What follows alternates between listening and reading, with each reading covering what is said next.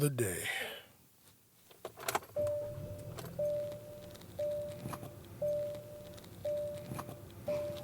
All right, let's ride.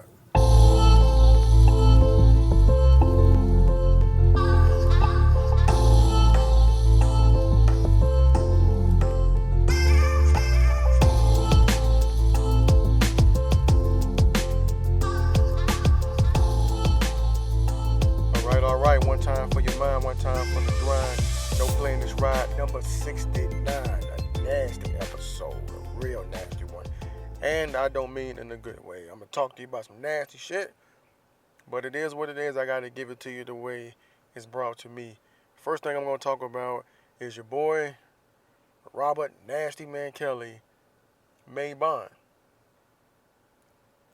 After all the shit people would have been through dealing with this motherfucker, all the things in the news, the whole documentary, some poor woman found time to bail this man out, or at least she was the person who brought the money to get this man bailed out, and she don't want to say who. I don't understand us. It's like we got, I think it's called Munchausen syndrome, where we love the person that is attacking us or that is harming us. It's either Munchausen syndrome or Stockholm syndrome, where we come to love the person that's fucking us up. That's what it is as a collective. Is that what it is? Is that what's going on? Because I can't explain this. I really can't. And another thing I saw, maybe they had it wrong. His net worth, when I looked him up the last time, went from 1 million to 10 million. What's really going on? Then I see he had something new out on Spotify. Spotify, why? Why? Why would you give this man the platform to make money off of your streaming service? I don't get it. I wouldn't want to be connected to this guy in any way. At all.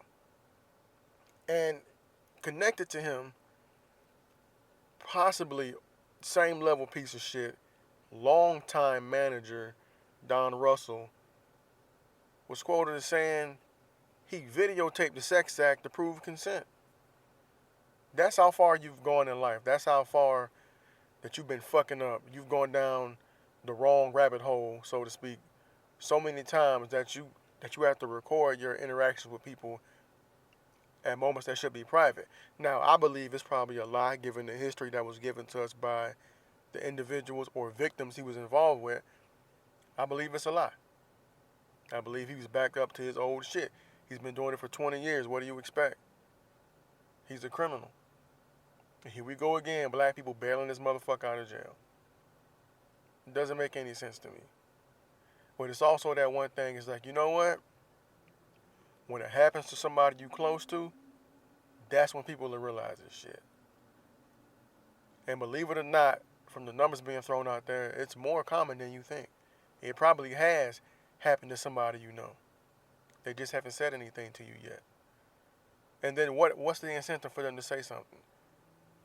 Somebody that's a monster gets chance after chance. They're not going to go to jail. What punishment are they receiving? What message does it send to anybody else involved in this shit? If you got a little bit of money, if you can finagle it so that you look like an innocent person your whole time, you won't deal with this shit. You'll go free. You'll have no consequences, no repercussions, no nothing. What message does it send to the victims? And also to the perpetrators. Shit, I can get away with this shit. If enough people say I'm a good person, I can get away with this. They just caught this other motherfucker, a Vatican treasurer, George Pell, convicted of abusing 13-year-old boys, 5 of them. This is at the Vatican. This is somebody connected to possibly the biggest religious institution in the world. To the Vatican. I don't know if you guys know, but the Vatican is its own sovereign state. It's not a part of, it's in Italy. But it's its own sovereign thing. And they got shit on lock there for the most part. And then here come this motherfucker doing what they've been known to do. It's like one of the biggest open secrets in human history is that there's a lot of sexual abuse going down in these places. You got people that aren't allowed to be married. They have a captive audience in the boys and whoever else is there, And then they have their stature or their standing in the society there and their titles that's going to protect and insulate them. If you see this man's age, this ain't new. He's been doing this. He's been doing this. So my question is, when does it stop? And my answer is, it won't until we stop fucking up. Until we start holding people fucking accountable. We, as a society, globally, have failed when it comes to this shit. We failed everybody. All the victims failed by society because we choose to take the word of the perpetrators.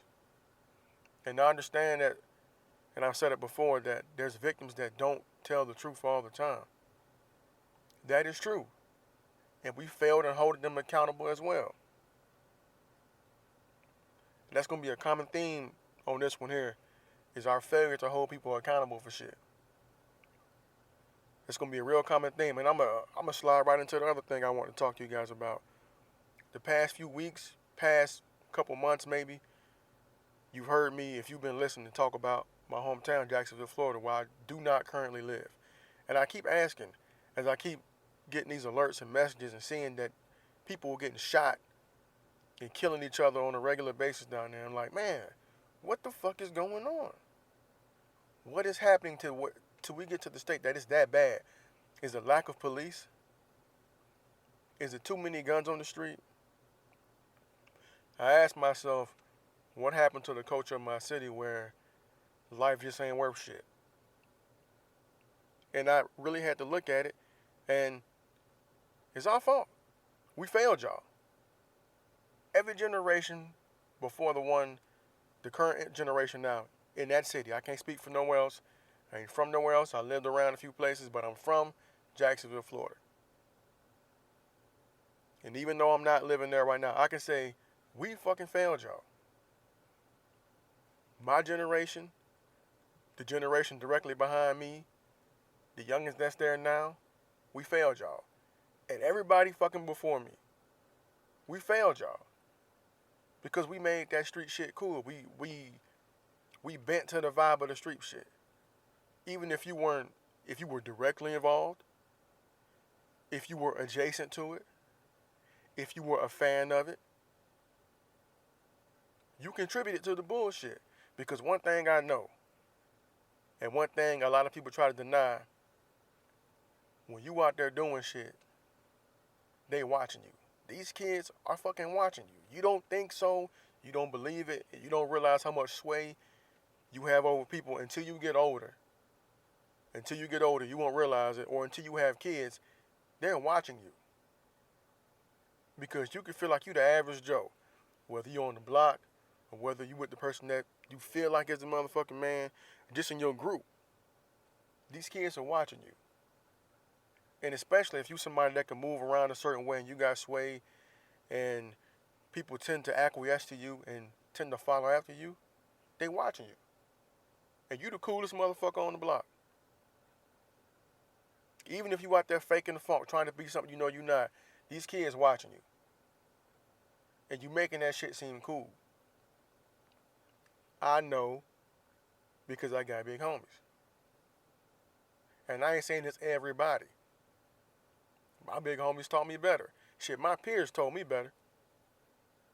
When I was like, yo, let me cop from you and let me hit the streets. And they was like, nah, fam, you working. You got a good thing going. You don't want no part of this life. Keep doing what you doing. And when they told me that, I low-key felt like I was almost a little bit insulted. Like, you think I can't handle this shit? I can't do what you doing? But they knew because they were actually involved. And I'm in a car with them, going everywhere with them. You know what I'm saying? But there's times I'm not there. When they make certain moves, like, hey, I got to go meet whoop-de-whoop and stay here. We going to go holler at cuz and I'm going to come back and we going to continue to push on. But they kept me out of shit. And years down the line, it pays off for me because my record is clean. I have no involvement in certain activities. And even though they were, I ain't going to say they was like, I'm not even going to tell a lie like they out here doing crazy amounts of shit. It was just, you know, high school, teenage, a little bit after high school shit they was doing, whatever, cool. They kept me away from it. They was like, nah, bro, do what you got going on. That's better for you. I had enough respect for them to listen to that. I had enough respect for how I knew they came up and what they have done or were willing to do that I had to listen.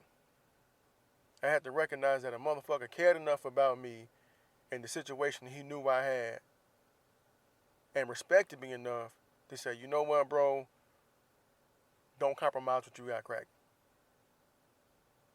Keep going on your path. And I don't think that's happening enough because now the real ones out there got to compete with so much. Like my big homies didn't have to compete with WorldStar and whatever the fuck else is on the internet that's making this goofy shit look cool. They didn't have to compete with it. But still, somehow I saw them. I saw what they was doing, and I wanted to be around them. Why lie? Like I wanted to be around when they was out here doing this wild shit or making whatever move they was making. I was a part of it. I contributed directly by just somebody seeing me with somebody. I contributed to it, and I'll explain it like this. If you're from Jacksonville, Florida, or you're from the South anywhere, you know when I say, hey, homeboy was in one of them dope boy cars, you'll understand what I'm saying. A vehicle typically had by an individual who may or may not have been in the drug game or even close to it. Like I wanted a box Chevy with 20s on it, and I've been in box Chevys with 20s on it, other type of cars with rims on it, usually had by the drug dealers. And just by a motherfucker seeing me jump in and out of a vehicle like that, they looking like, damn, when I get to the spot where I can be me, I want to be that. Because the shit look cool to them. But then what comes with that is like, you have to know how to interact with people, and there's going to be conflict, and people are going to clash because everybody want their respect. Everybody want their respect. But we didn't tell motherfuckers like, hey, you know what you could do is leave that shit alone and go on about your business. I know I didn't say that. I'll take 100% accountability. I didn't say that. Like, oh, it's a problem? Call me. Let's get it. Let's go. Come get me. I'm with the shit. Come get me. I didn't tell them, hey, bro, whether it be a peer or somebody younger than me, hey, your shit's gonna pass. It's another black person. The last thing we need to do is be out here harming each other. Let's move away from this shit. Let's get away from this shit. Let's save some money. Let's not worry about the stupidity. Let's go forward in life and do something for our community. Nope. Wasn't there yet. Mentally, that jewel had not been dropped into my brain yet. But people before me had fucked up. And people before them had fucked up. And that jewel never got to them until they were later on in life. To where me at 36 trying to talk to a 15-year-old, it might not resonate. But if you 18, 17, even 19, and you telling them, hey, bro, this ain't it. This ain't what you need to be doing. Ask them to think about a couple years ahead.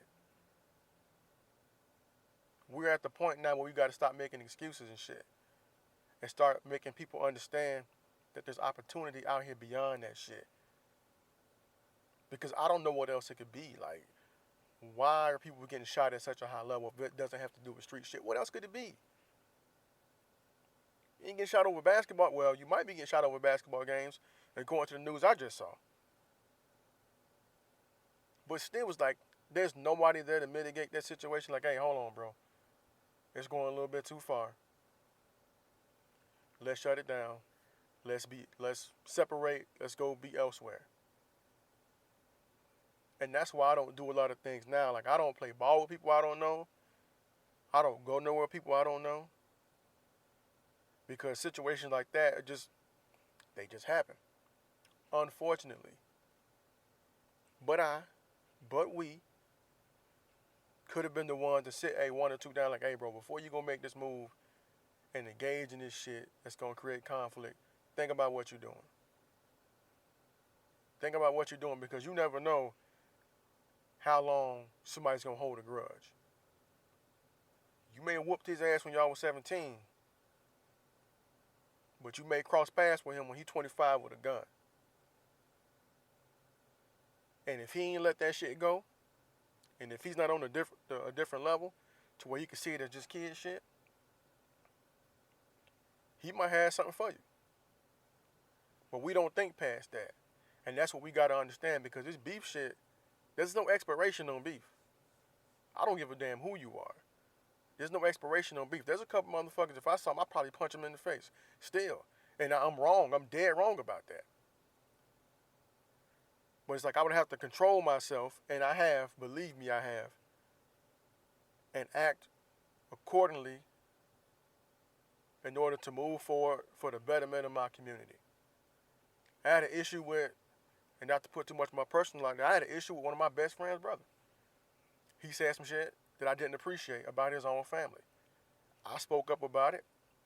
He said what he said. I said what I said. And then at the point I was at, I was like, okay, well, when we see each other, we can have a conversation. Luckily, I came back home. We were in the same vicinity. And my homeboys was kind of like, hey, man, don't be fucking stupid. Simple as that. But it's something we have to work on as people, because I'm so tired of this shit, of hearing about people I don't even know, and that hurt my feelings. Like, I don't know these people that's back home dying. No clue who they are. But it's just, damn, it hurts my feelings that my city is out there doing that shit. This ain't back in the day when you were a young knucklehead and you think the murder rate is cool. You think it gives your city some stripes. No, motherfucker, that means lack of opportunity when you hear murder capital. People don't want to come there. People don't want to be there and start businesses. You tell people that you're from a certain place like that, and they look at you a certain way. Oh, you from New Orleans? Ooh, shit. All y'all do is kill out there. Oh, you from Detroit? God damn, you from Chicago? You from LA? Are you in the game? People judge you off gate. That's not how I want people to think about our city. Like, oh, you from Duval? You from Jacksonville? Man, them Jaguars sorry as fuck. I take that all day long. Go, oh man, these people is dangerous out there. I don't want people to feel that way. We got to get past that shit. That's not an upvote. If I speak to the internet folks, it's not a like. It's not a retweet. It's not a little heart. That's bullshit. Because the same city they talking about with the murder rate and all that shit, that could be you one day. You could be a part of that murder rate, depending on the circles you hang in or wherever you're at. People getting shot at the south side, down on the north side, on the west side, everywhere. Arlington, where I'm from, people getting murdered everywhere. And it's going to be white flight out that motherfucker. It can still happen. They're going to push on now because people are already moving. Don't get it fucked up. White flight is already happening in Arlington if you don't know. People are moving the fuck away from the area and going further out. Southside Boulevard. Pushing on out to Ponte Vedra. To the beach and shit. Just other little places. Yulee. Motherfuckers is moving. And then what's going to happen is gentrification is going to kick in because they've been trying to do this shit on the north side for the longest. So they're going to let that neighborhood go to shit. Somebody's going to come in there and buy up all the property value. They're going to drop a Starbucks in that bitch. And guess what's going to happen? The price is going to start to go up and people are going to have to move. Think about what you're doing, man. If I'm wrong, tell me I'm wrong. But this is me having some accountability for whatever I contributed to people being out there doing stupid shit. For every time somebody's finna throw hands or some shit and I'm like, I got your back, instead of pulling somebody aside being like, hey, let's rethink this. What's the big reason why this is happening? And it's not even on the... Trust me, I'm far from a sucker, regardless of what a motherfucker might tell you. I'm far from one of those. And I'm far from a gangster. 100%. I'm just a man. I got principles. And I got a set of morals I abide by. That's it, that's all. I'm nobody's sucker. I'm nobody's bitch. But the violence and shit gotta stop. Because that comment turns into a smack, smack turns into a push, push turns into a punch, punch turns into a stab wound turns into a gunshot. And next thing you know, you got people getting shot up all over the goddamn city. Over little shit. Little shit.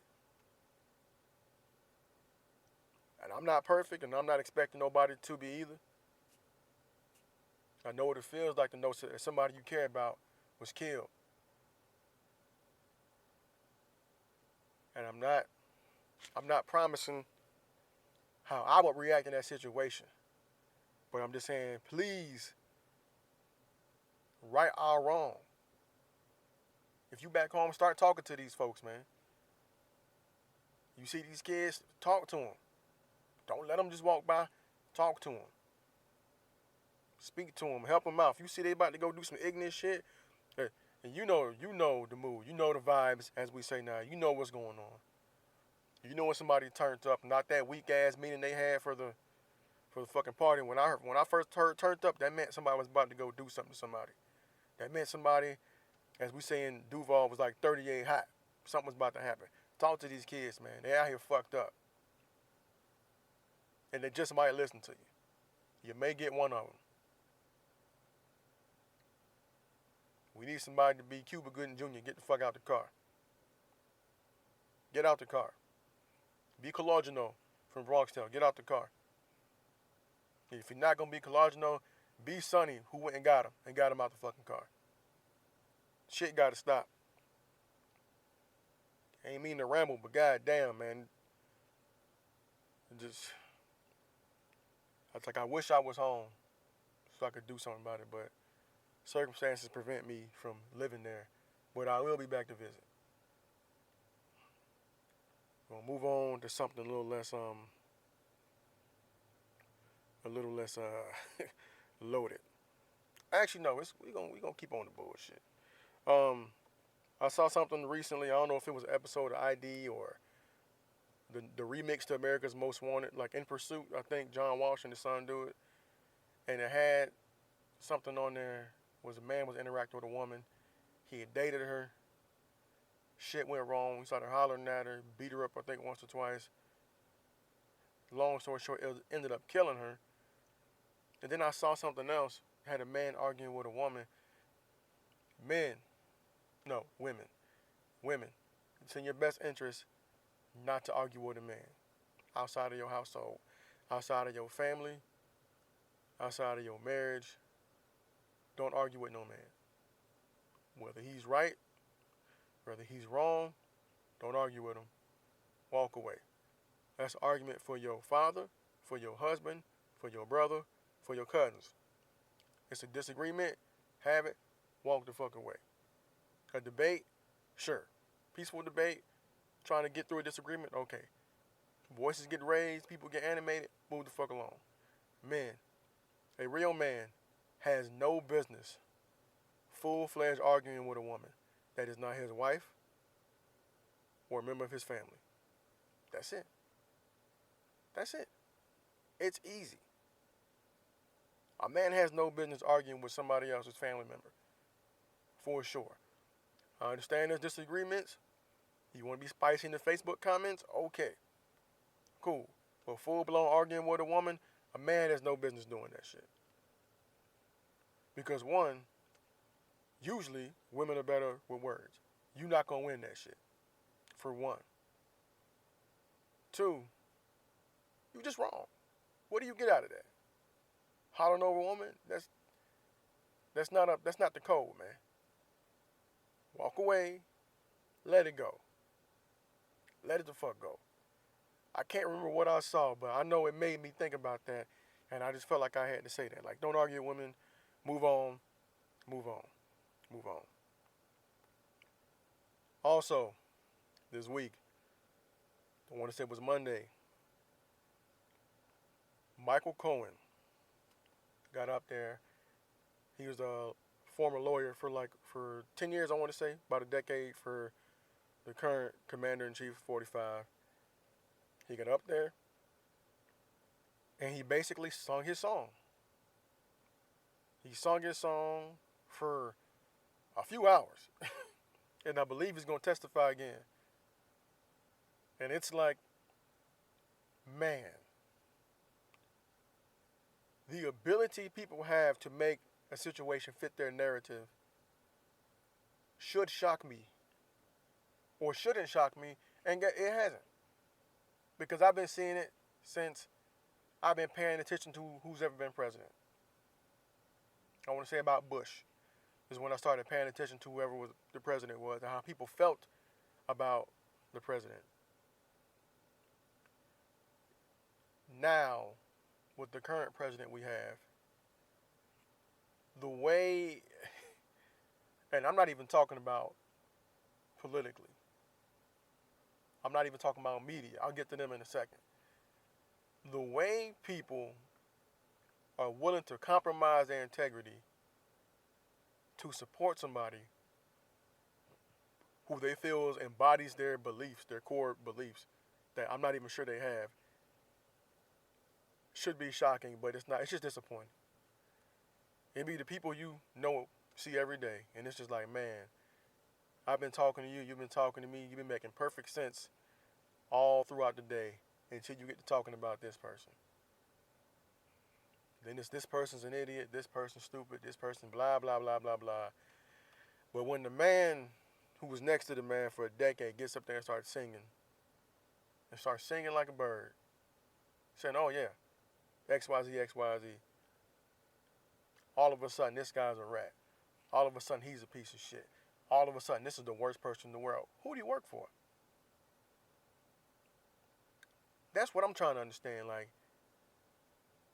now it's him. Now he's the bad guy. I think he's a bad guy. But you thought he was a good guy. But you thought the guy, or you think the guy he works for is a good guy. You'll make every excuse in the book for him. But then you look at the track record. All these people going to jail. All these motherfuckers getting fired. He hired. He hired every last one of them. So if everybody around this motherfucker is a bad person or has poor judgment, what does it say about the motherfucker that hired him? The person who paid him for 10 years to work for him. What does it say about that person? But you can completely write that off and be like, oh, no, it's not. No, it is that. It is that. This is the man telling you I did it for him. Yeah, that guy. And it's so disappointing. It's so disappointing to see happen over and over and over again. It's like, oh, no, but it's just that and the third. To watch people just bend the narrative about it. And then on the other side, it's like, oh, this person's stupid. This person's an idiot. And they motherfucking hate AOC. Alexandria Ocasio-Cortez, they hate her with a passion. Boy. They don't hate the way she looks, though. And she's going to be and continue to be a fucking star unless she really fucks up. Because they love the way she looks. And they can put her on TV and they can talk shit about it because now AOC is a big buzzword just like Trump. As soon as you see that shit, she's going to be the next notorious after Ruth Bader Ginsburg. She's soon going to be the notorious AOC if she ain't already. And I'm watching this shit, and then as soon as I get to stand somewhere where I can watch this Cohen testimony, who pops up on the screen? Old girl. And she gets to asking this motherfucker about, hey, when the president was doing X, Y, Z with his assets and his properties, whatever, his businesses, did he downplay the amount they were worth for tax purposes? In a nutshell, Cohen said yes.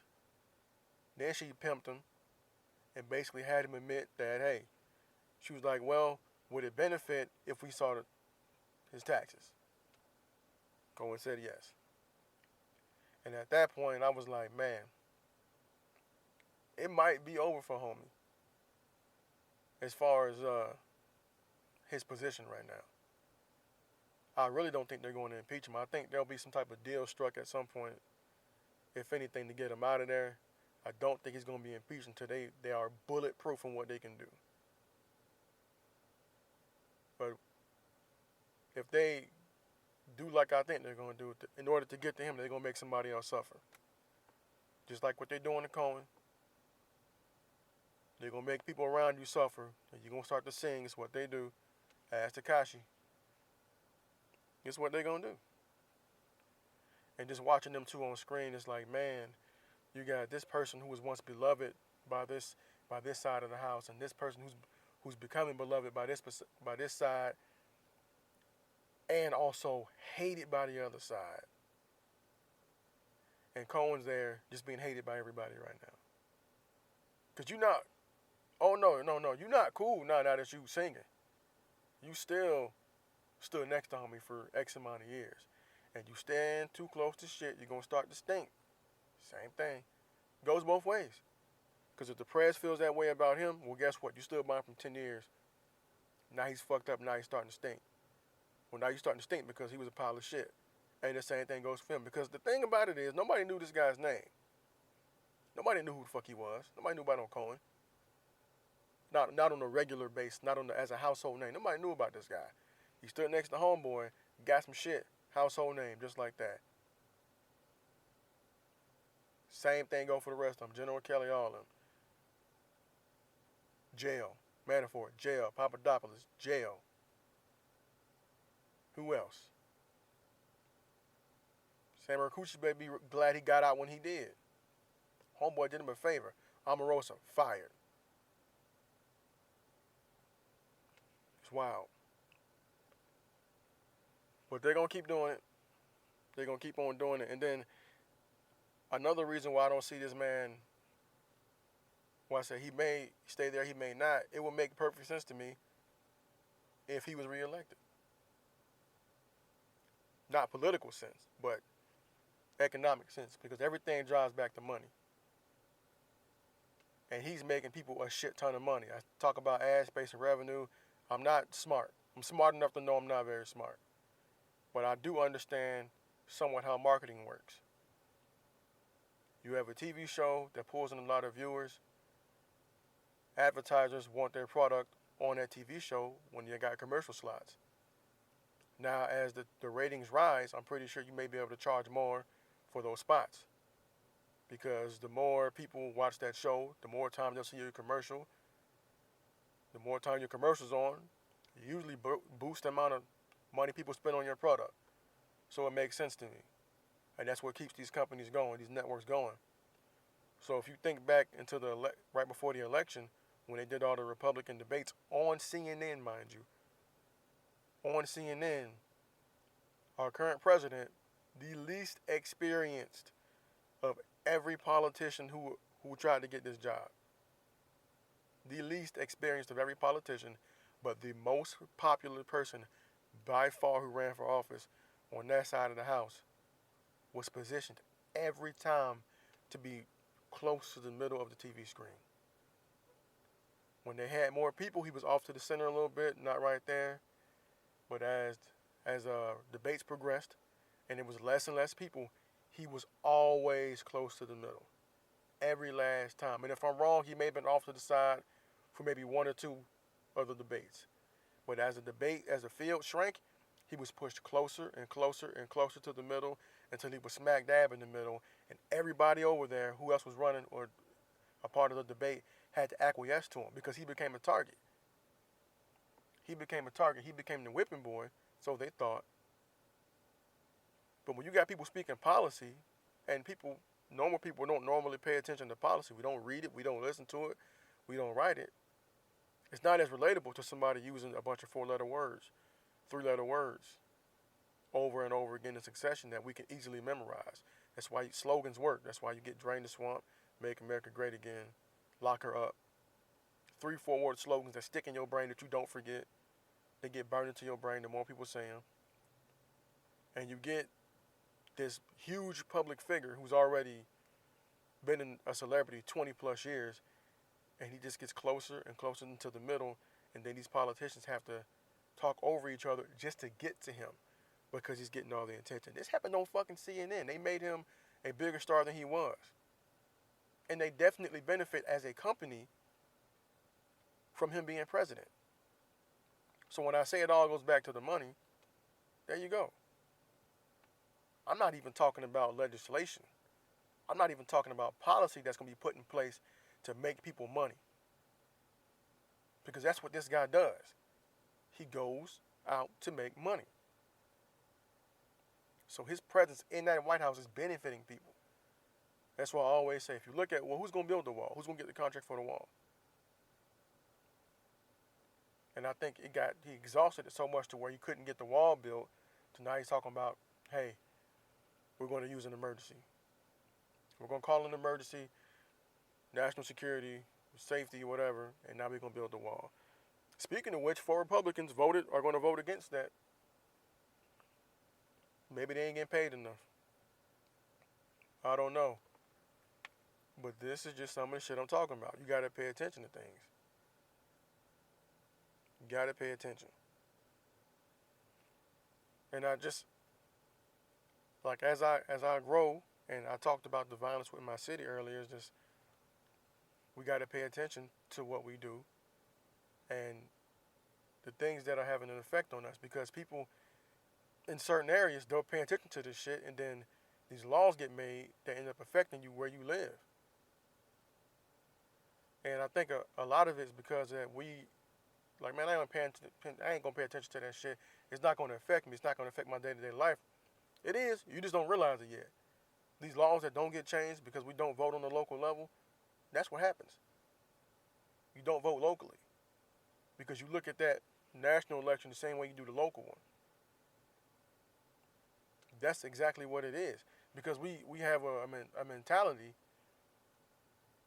We're basically, like, I want to say, financially illiterate, financially ignorant. A lot of us, a lot of working class people, I won't just say black people, check the check, baby, Nike. That's what we do. It's a survive versus thrive mentality. And we got to start focusing on thriving. And that's why I look at it, I say we failed each other. We failed each other. If you pay attention to Killer Mike, when he had that trigger warning show, and he had the Crips in Georgia come up with Crips-A-Cola, what he's saying to you is basically what I'm saying now. And this is why I think he's brilliant. Yeah, you can sell drugs. That's cool.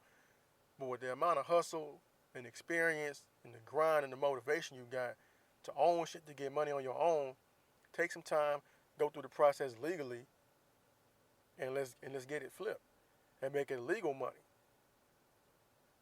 That way you can pursue what you want off of legal bread. Pay your taxes. Cool. You still paying taxes to the street.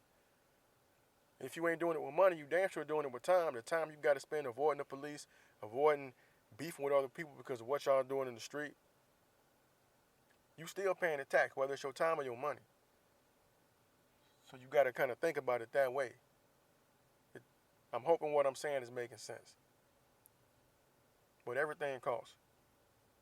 And time you can't get back. It's a mentality thing. We failed. My bad. Anytime I stood next to a drug dealer or told somebody that what they were doing was okay, I was wrong. I was dead wrong. I was reinforcing the negative behavior. Not because I think it's morally wrong to buy somebody, hey man, listen, sell them. If you sell them this and they take it, it's bad for their health, it's wrong on you. No, that's the decision they made. That's wrong on them. I've never seen a drug dealer force something in somebody in my life. Looking back now, my morals have changed to the point where I feel like I was pushing them to do something or enabling them to do something that was legally wrong. It could have compromised them in the long run. Yeah, it's cool for you to sell this little bag of weed right now. But what happens when this becomes a habit? And you're used to making your money this way, and 10 years down the line, you got a brick. And that brick gets you fucked up and you in jail.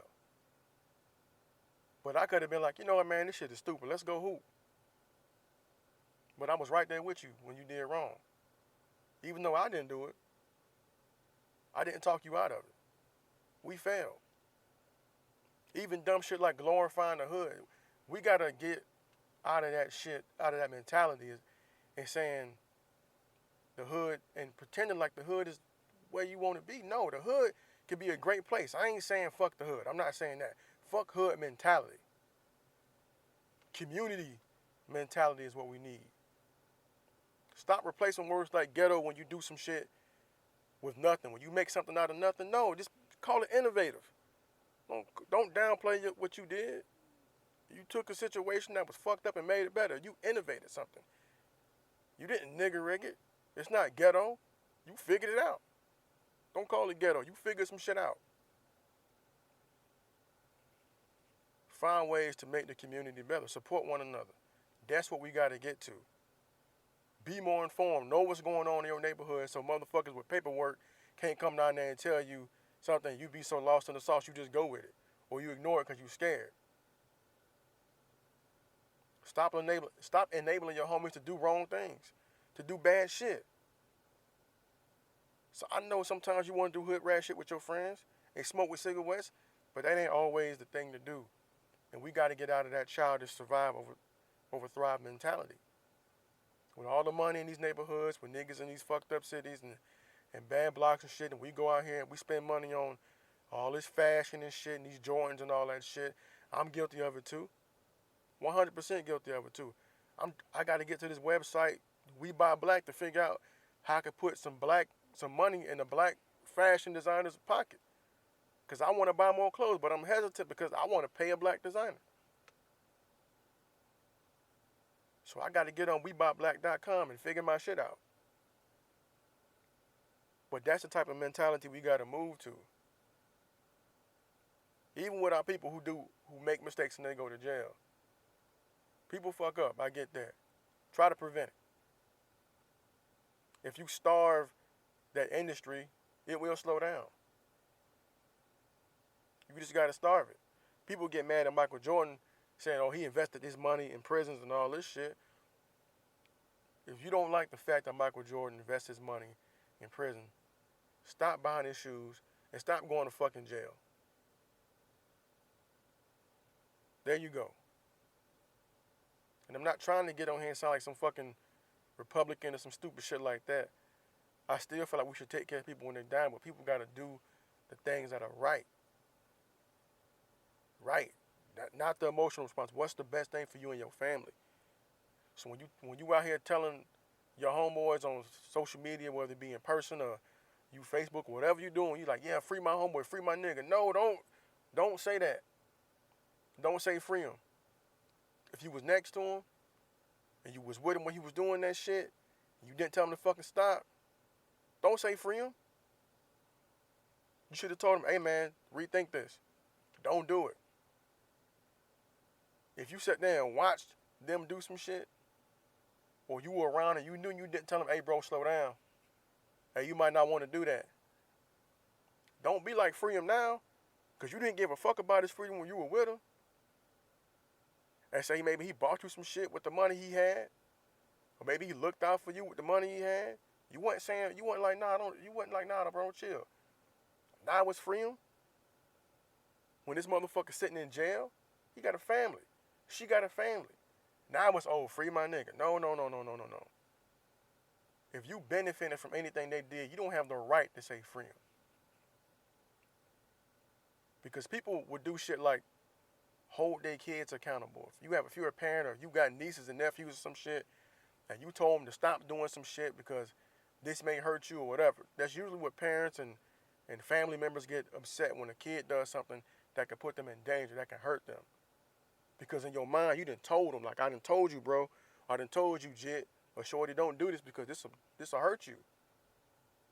I got a daughter right now who get into shit and I get mad because she can pull down something that could potentially harm her. Not because I don't want her to explore and learn, because I don't want her to harm herself. And it's like, damn, I just told you this shit not to do it. Even my oldest, the same thing. I told you this over and over and over. Don't do this. This will have a negative effect. But she still do it, and I still be wanting to hold her accountable. Now, I want you to think about this for a minute. Everybody with kids has done this. Like, I just told you that not to do that, and they do it anyway. Now, we know a child's brain is not fully developed. We know this. Yet we still try to hold them accountable when they do things that violate our personal laws or our rules inside our household. We want to hold them accountable for that. They get ass whoopings. They get things taken away. They get punished. Some of them get a talking to. whatever. They get some type of corrective action. Yet, your grown adult friend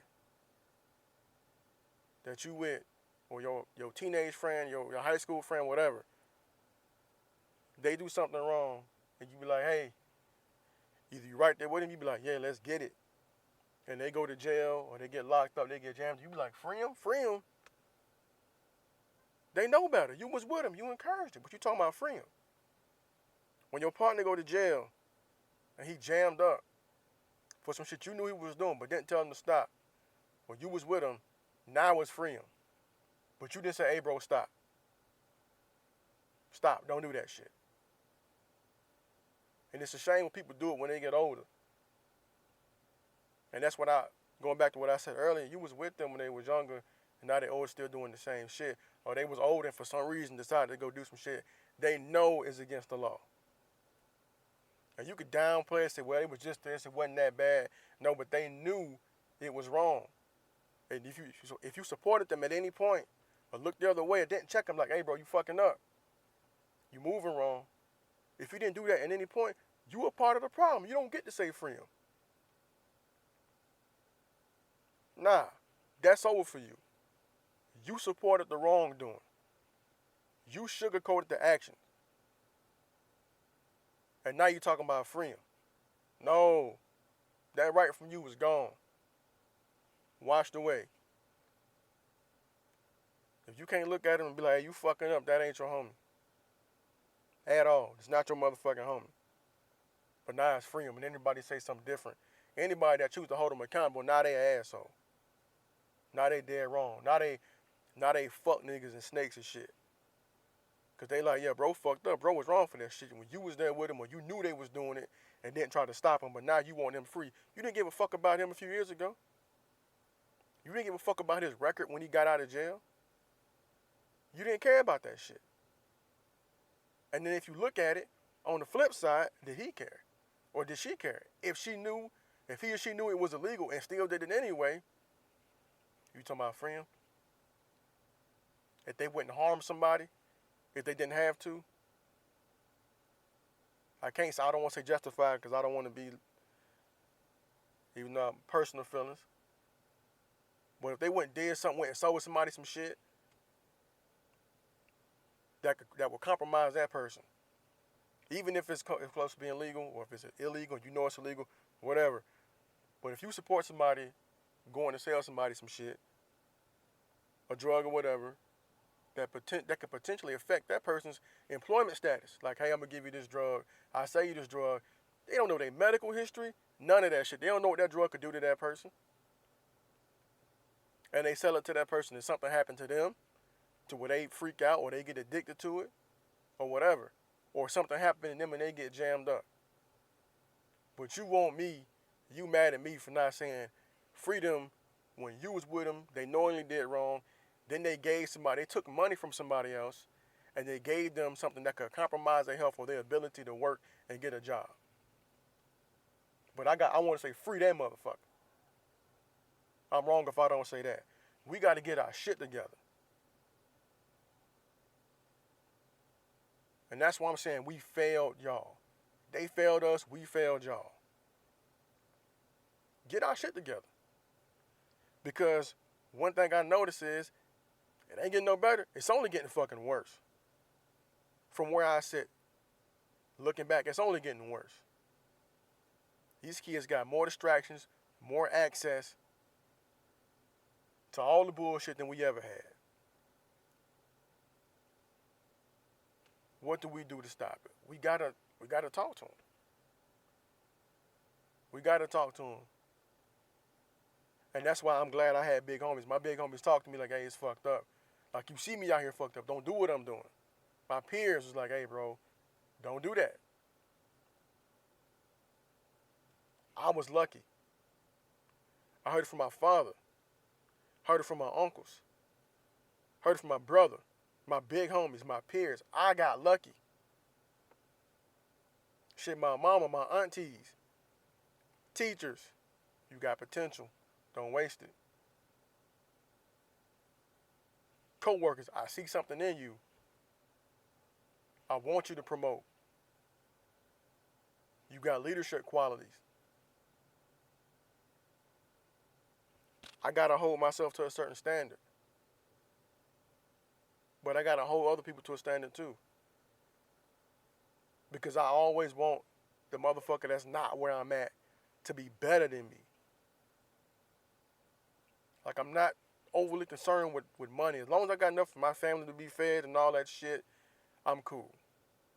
My family got money to where we can move shit around, do what we want to do, great. Would I like more? Who wouldn't want more money? Yes, I'm doing things to make more money now. But still, it's about, is my family cool? How can I make sure my daughters grow up sharper than me? I want them to be better than me. As a man, when I meet somebody else, work with somebody else, either if they beneath me or they my peer, hey, I want you to be better than me. I know my role in life, in society. Some people's role is to be the superstar, to be the bad motherfucker that shoots to the top of whatever they're doing. That's cool. That's great. That's for some people.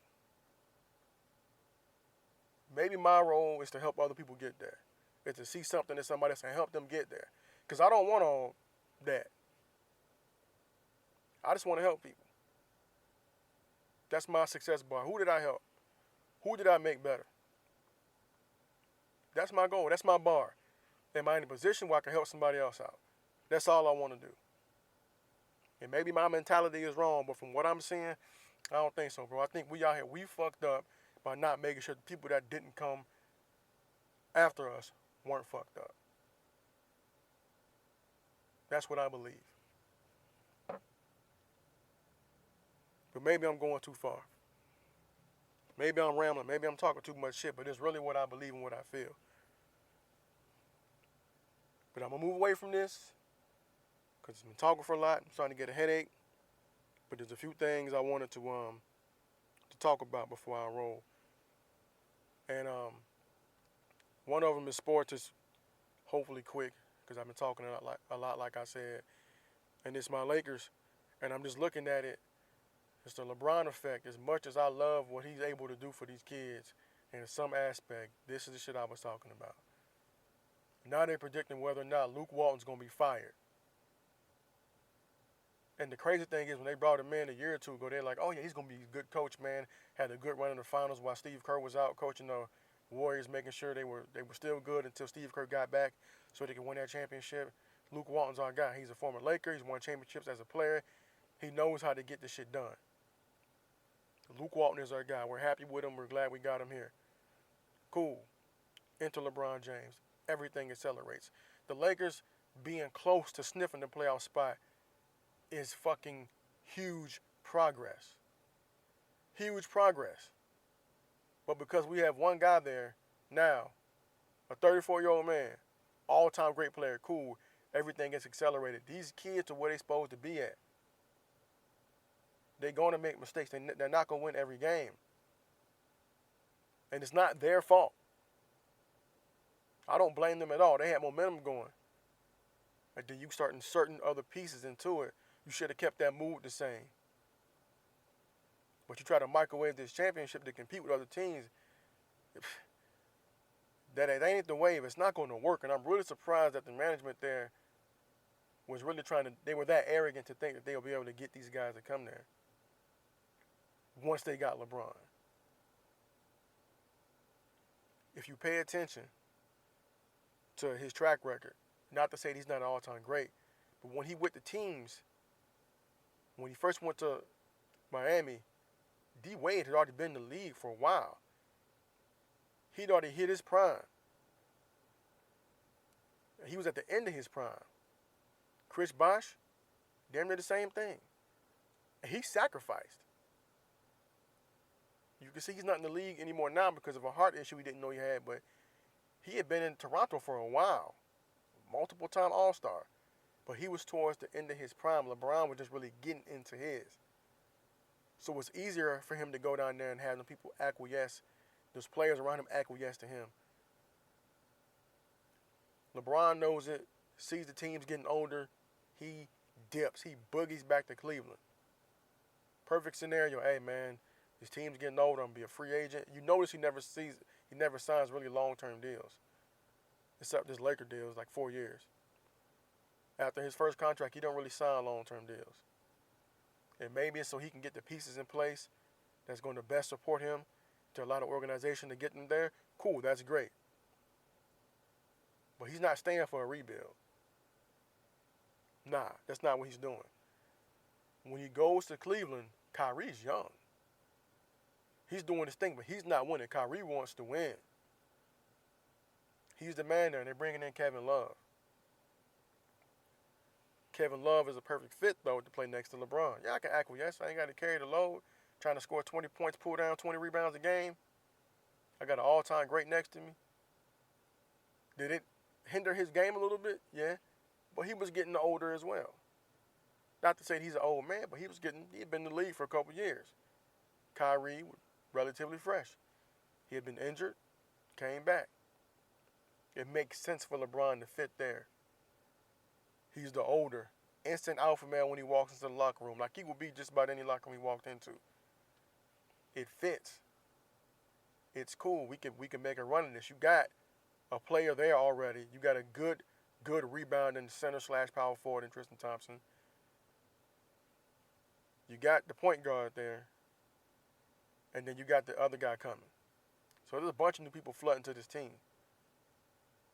And you got JR and Shumpert coming over. So boom, that makes sense. And JR is a veteran, been in playoff battles. And Shumpert had been there with the Knicks. And I think he may have been to the playoffs one time with the Knicks. But he got there. He's been in the league for a little bit. He's not going to be the star. He's not projected to be a superstar. Neither is J.R. Smith. Their time came and went. Good role-playing guys. That's what they're going to be. Same with Tristan Thompson. Kevin Love is a star. Kyrie Irving is a superstar. But he'll fit next to LeBron because he likes to score. LeBron likes to pass. Now you take and you put LeBron in L.A. when you got a group of young guys, a whole group of young guys, all poised to break out. Kuzma's a lucky surprise. Turns out he can score in this league. He does it well. Brandon Ingram, all the potential is there. He's still developing his game. Still developing. Still moving, but he needs time to cook. Same with Kuz. You got Josh Hart, who's going to do everything possible to help you win the game. He's going to rebound. He's going to play defense. He's going to pass. He's going to score when he can. And this is as a guard, trying to do everything on the floor. That's a gem. You need guys like that. Guys like Josh Hart help people win championships. Then you got Lonzo Ball, who doesn't need to score to affect the game. And for all his lack of shooting, if you're a fan and you watch basketball, if I'm lying, I'm flying. When Lonzo Ball's in the game, they play better. He may not be a big threat half court, but when they're in transition, and he got the ball, oh, baby, look out. He's a threat in transition because you don't know if he's going to pull up, which he rarely do. You're looking for him to pass, but when you're looking for him to pass, sometimes he'll drive. And even when he drives, he can still kick. So you got a young core, but then you insert another ball-dominant superstar who wants to win a championship in there, and it fucks up the chemistry. But he can give them guidance. I would not project them to be in the playoffs this year after watching them. Like on paper, like, yeah, they may be able to work it out. You get Rondo there, another strong mind. I like the rookie they got. He ain't playing. I like JaVale McGee, rim runner, somebody catch lobs and be a monster in the paint. I like that. Even Lance gonna come off the bench. Okay, cool. But dropping LeBron into that picture shakes shit up, and I would not really expect them to be full run the first season with them there. And then the trade rumors come in where they thinking they all gonna be uprooted and moved. When they looking like we thought we had a movement going with all the youth on the team. We thought we were building for something next 3 to 4 years out. Now they starting to lose after the All-Star break, and lo and behold, they all thought they were gonna be fucking traded. And then in the locker room, it's looking like who wants to play with this guy? We know you're all-time great, but that puts a lot of pressure on these young guys. When you say stuff in the media like that, nah, fam. As much as I like him being there for the mentorship aspect, These are the things that the players they're going to have to deal with. And you got to think about who's going to stay around that. If the blame starts going on them for not winning games, instead of the whole team. I'm just saying, I had to speak on that real quick because it was something I saw that was fucking bothering me, man. A few other things I want to talk to you guys about. I said something about it last week, but Abducted in Plain Sight is the wildest shit I've ever seen in my life. It's like R. Kelly. It's R. Kelly-esque. If you ain't seen it by now, you be talking about it. Too bad, so sad. But this guy basically runs through a whole family. Everything but the two little sisters this guy had sexual contact with, and the dad should be punched in his face. If the dad would have swung on that man from the first incident, none of that shit would have happened. Those people are disgraced. Now they probably getting paid off for this shit. Insane. Watch it though.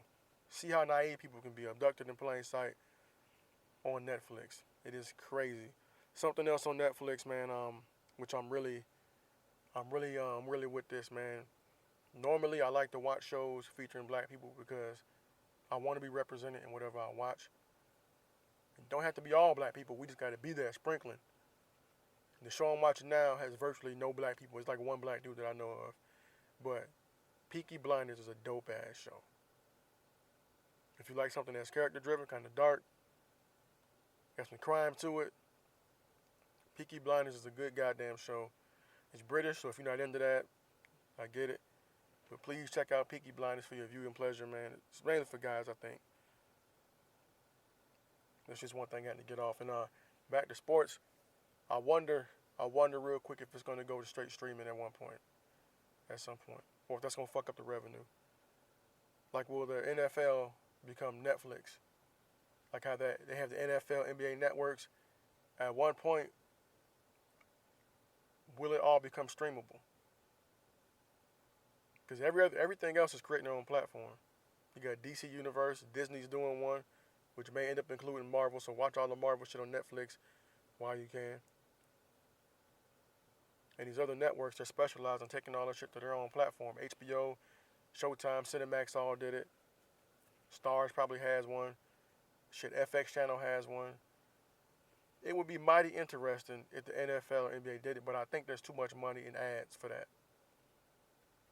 You can still do it streaming-wise, but you can still do it like Hulu does it, but I think there's probably much more money, and they got longer contracts with these broadcast networks. So I'm probably wrong on that, but it'll be interesting to see. And I think they should anyway. That way, if you want to watch a classic game, you can go to, they have like a database of classic games. You can go watch it on there. It's like on demand versus having to do it strictly on the network. Something to think about. That's just me.